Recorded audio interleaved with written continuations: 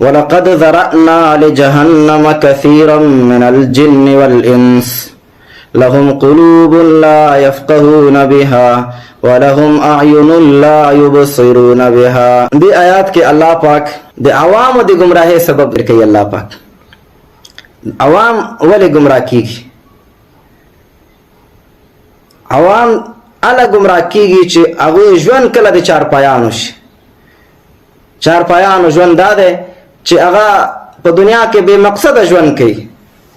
مقصد دے خوراک دے، مقصد اسکاک دے، بس شنکی پسی گرزی چی چیرتا شنو واخی بس اخرم.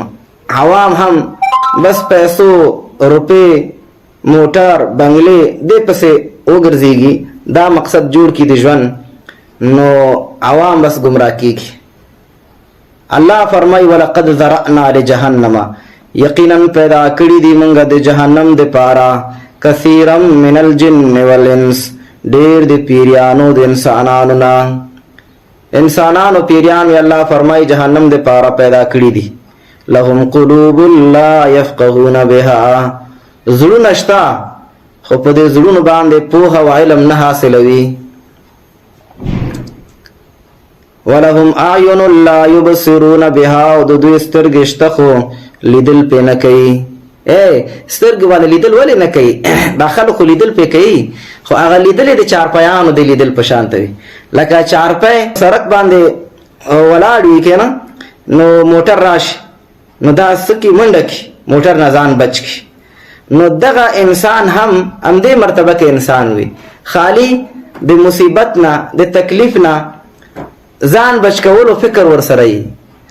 جمع را روان دے بخارے پیدا کما، اوڑے را روان دے کولر پکی پیدا کما، سہولت برابر کما.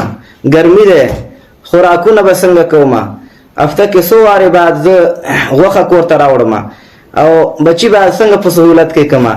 بس دا دجوان مقصد شی، پیسہ سنگ پیدا کما. نو قتل خو کئی، خو قتل دی چارپایانو پشانت دے. چارپایانو دخپل زان دی بچاو غم ورسرائی.